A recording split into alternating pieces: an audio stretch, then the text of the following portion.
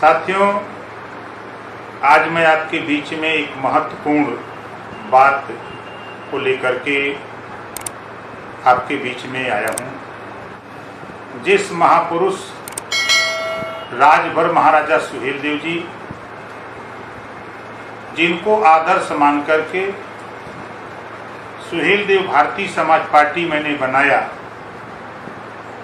उस महापुरुष का विजय दिवस 10 जून 1034 को महाराजा सुहेलदेव राजभर जी ने विजय हासिल किया था। कि जब महाराजा सुहेलदेव जी ने जो लड़ाई लड़ी देश की एकता के लिए, देश की भलाई के लिए, देश को गुलाम होने से बचाने के लिए, महाराजा सुहेलदेव राजभर जी ने जो लड़ाई लड़ी, उस लड़ाई में 10 जून 1034 को उनको विजय मिली। और उसके बाद 169 साल तक लगातार भारत पर कोई भी विदेशी आक्रमण नहीं हुआ।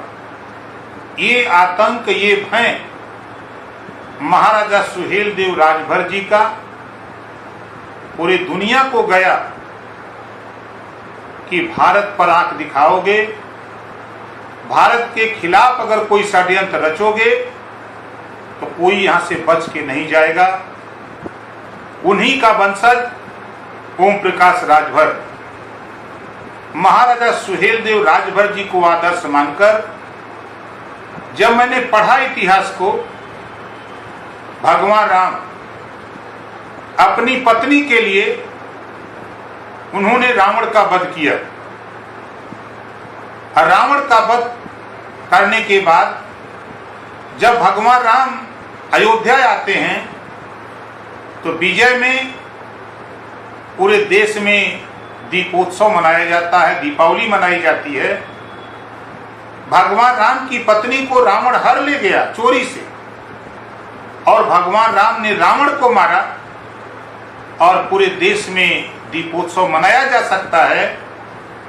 तो आज हम जिस महापुरुष श्रावस्ती सम्राट राष्ट्रवीर राजभर महाराजा सुहेलदेव जी की वीर गाथा 10 जून 1034 को जब उन्होंने देश को गुलामी से बचाया, देश के आतताई को मारा, देश पे कब्जा करने के नियत से जो विदेशी आक्रमणकारी आया था उसका नेस्तनाबूद किया, और 169 साल तक कोई भी विदेशी आक्रमणकारी भारत पर आंख नहीं दिखाया। जिस राजा ने देश को गुलाम होने से बचाया, हमको आजादी दिलाई, ऐसे महाराजा को देश के इतिहासकारों ने, देश में राजनीति करने वाली पार्टियां, चाहे वो कांग्रेस हो, चाहे भाजपा हो, चाहे सपा हो, चाहे बसपा, सभी पार्टियों ने जमीन में दफना दिया। इतिहासकारों ने तो हमारा इतिहास नहीं लिखा, लेकिन उस इतिहास को सत्ता, हमारे वोट से सत्ता पाने वाली पार्टियां भी हमारे इतिहास को दबाने की कोशिश की। धन्य है भारतीय समाज पार्टी के जाबाज सिपाहियों, आपने मेहनत करके, परिश्रम करके जो आज इस मुकाम को हासिल किया। श्रावस्ती सम्राट राष्ट्रवीर राजभर महाराजा सुहेलदेव के विचार को पूरे देश नहीं, पूरे दुनिया में मनवाने को आपने मजबूर कर दिया।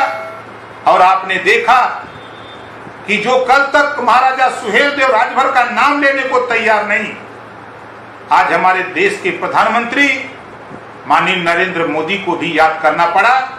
ये भारतीय समाज पार्टी के जाबाज सिपाहियों की देन है।